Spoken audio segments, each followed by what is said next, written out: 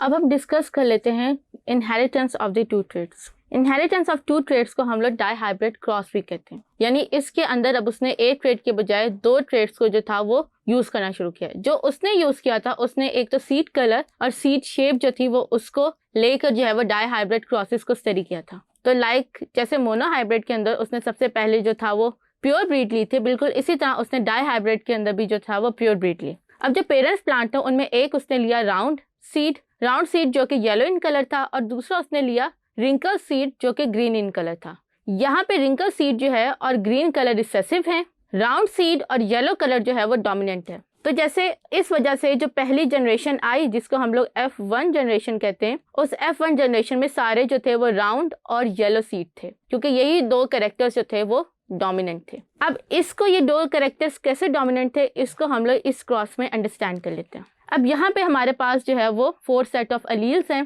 Cross of pure breed हम लोग study कर लेते हैं। अब यहाँ पे आप देखो तो यहाँ पे हमारे पास जो है वो डोमिनेंट है। अब यहाँ पे आपको नजर आ रहा है कि राउंड जो है वो भी डोमिनेंट है, सो दैट्स वाई हमारे पास होमोजाइगस कंडीशन में, और हमारे पास जो वाई है येलो वो भी डोमिनेंट है, तो दैट्स वाई हमारे पास होमोजाइगस कंडीशन में।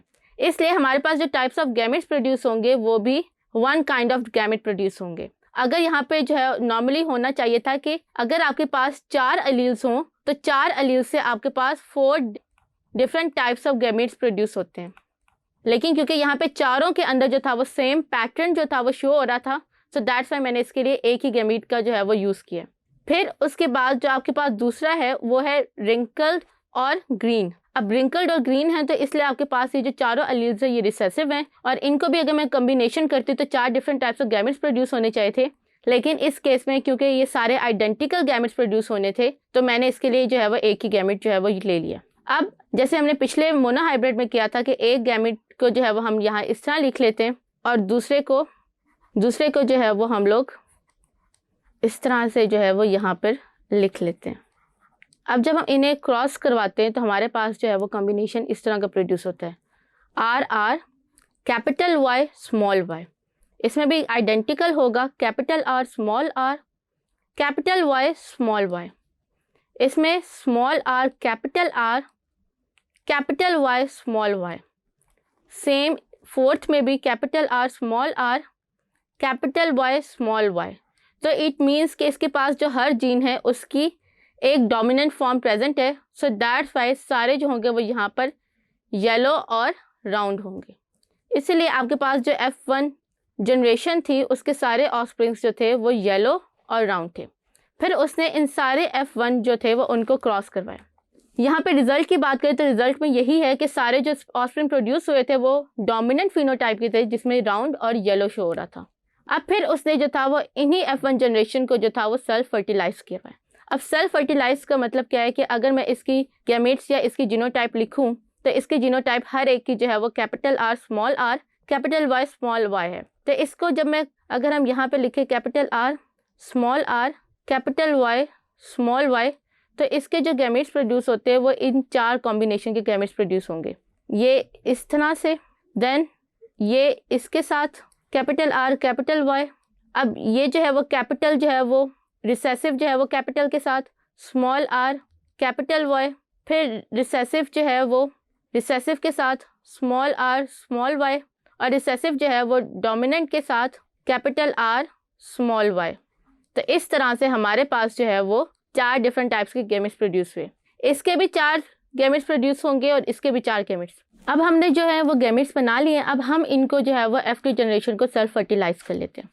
अब यहाँ पे आप देखो तो हमारे पास क्योंकि 4 टाइप्स ऑफ गैमेट प्रोड्यूस हुए हैं इसलिए मैंने 4 बॉक्सेस लिए वर्टिकली एंड हॉरिजॉन्टली। अब मैं इसमें जो पहला बॉक्स है उसको जो है वो क्रॉस करवाती हूँ, तो हमारे पास आया capital R capital R, capital Y capital Y, यानी कि इसमें जो है वो सारे प्योर ब्रीड वाले कैरेक्टर्स हैं राउंड एंड येलो के। अब यहाँ पे हमारे पास जो है वो capital R small r, capital Y small y। इधर हमारे पास है capital R capital Y small y, capital R small r, capital Y capital Y। तो अगर आप फर्स्ट लाइन को देखें तो आपको नज़र आ रहा है कि सब के पास जो है वो हर जीन में एटलीस्ट 1 अलील जो है वो डोमिनेंट है। तो इसकी बेसिस पे आप जो है वो इसकी फिनोटाइप को इजीली प्रिडिक्ट कर सकते हैं।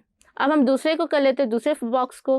तो इसमें हमारे पास आया है capital R small r, capital Y small y, and then हमारे पास है small r small r, small y, यानी कि ये भी जो है ये प्योर ब्रीड रिसेसिव फॉर्म में आया है। Then we have capital R small r, small y, फिर हमारे पास है small r, capital Y small y, then capital R, capital Y small y। यहाँ पे भी देखें capital R, small y, small y, capital R, small y, then we have capital R, small r, capital Y small y। फिर इसमें यहाँ पे small r, capital Y, small r, capital Y small y। फिर यहाँ पे capital R, small r, capital Y small y।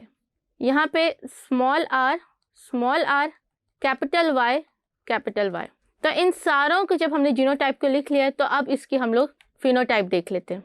अब जैसे यहाँ पे आप देखें तो इसमें क्योंकि ये सारी प्योर फॉर्म थी तो आपके पास जो है वो ग्रीन एंड आपके पास जो है वो रिंकल्ड आया। फिर उसके बाद यहाँ पे आप देखें तो यहाँ पे दोनों हमारे पास राउंड थी लेकिन येलो कलर की रिसेसिव एलील थी, तो इसलिए हमारे पास ग्रीन कलर का जो है वो फिनोटाइप प्रोड्यूस हुआ है।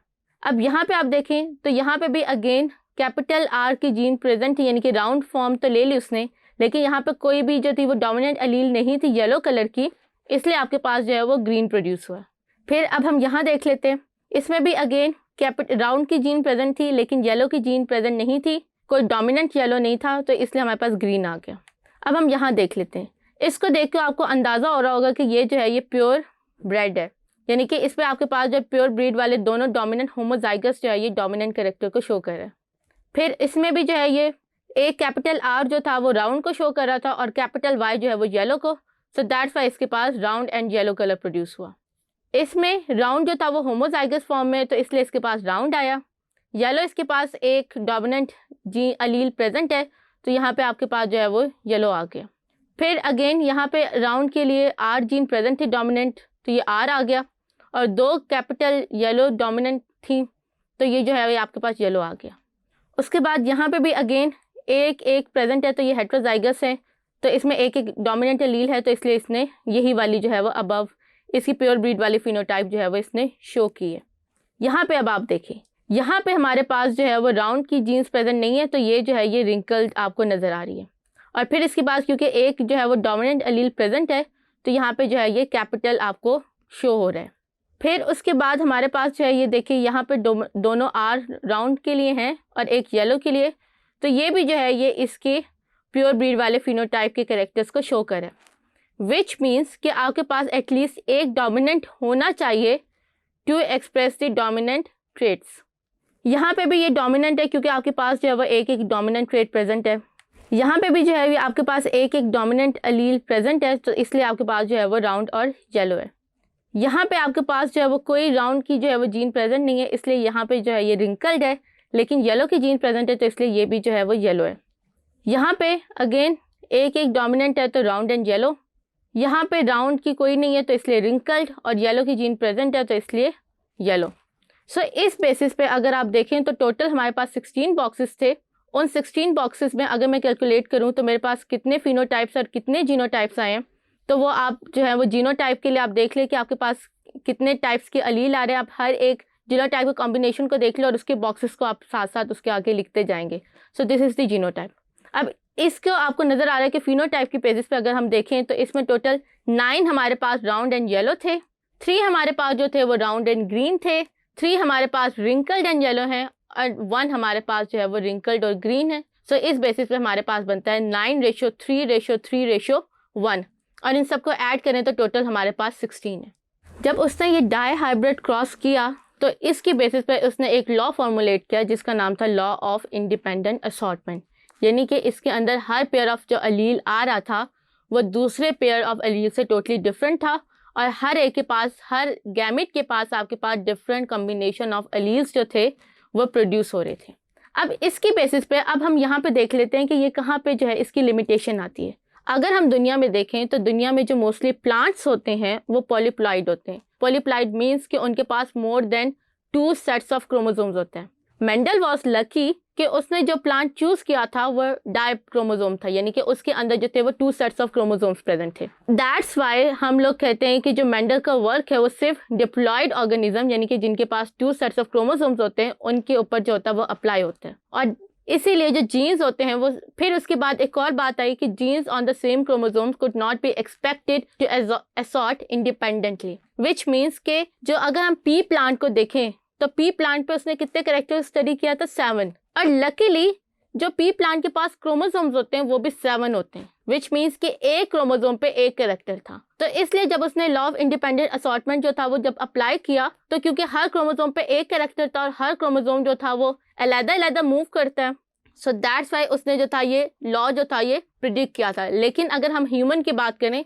तो हमारे 33,000 जीन्स जो है वो 46 क्रोमोसोम्स पे अरेंज होते हैं। इस वजह से जब एक क्रोमोसोम मूव करेगा तो उस क्रोमोसोम के ऊपर जितने भी उसके ऊपर जीन्स प्रेजेंट होंगे वो सारे जो हैं वो उसके साथ आ जाएंगे। फिर उसने जो था उसने सेक्स क्रोमोसोम्स के ऊपर जो जीन्स का पैटर्न था वो शो नहीं किया था। जैसे अगर आप देखें तो मेल और फीमेल के अंदर जो है वो एक सेक्स क्रोमोसोम होता है जिसको हम 23rd क्रोमोसोम कहते हैं, और उस क्रोमोसोम की वजह से मेल जो होता है उसके अंदर मेल कैरेक्टर्स आते हैं, जो फीमेल होते हैं उसके अंदर फीमेल कैरेक्टर्स आते हैं। तो उनका जो सेक्स क्रोमोसोम का जो पैटर्न होता है जीन्स का वो डिफरेंट होता है as compare to the rest of the chromosomes. तो उस पैटर्न को भी जो था वो लॉ ऑफ इंडिपेंडेंट असॉर्टमेंट जो था वो एक्सप्लेन नहीं कर पा रहा था। लेकिन इतनी लिमिटेशन के बावजूद मेंडल के जो लॉज थे, लॉ ऑफ इंडिपेंडेंट असॉर्टमेंट, उसका सबसे ज़्यादा जो फ़ायदा था वो ह्यूमंस को हुआ, क्योंकि ह्यूमंस जो है वो डिप्लॉयड ऑर्गेनिज्म है, यानी कि 2 सेट्स ऑफ क्रोमोसोम। तो इसलिए ह्यूमंस के जितने भी जेनेटिक डिजीजेस थे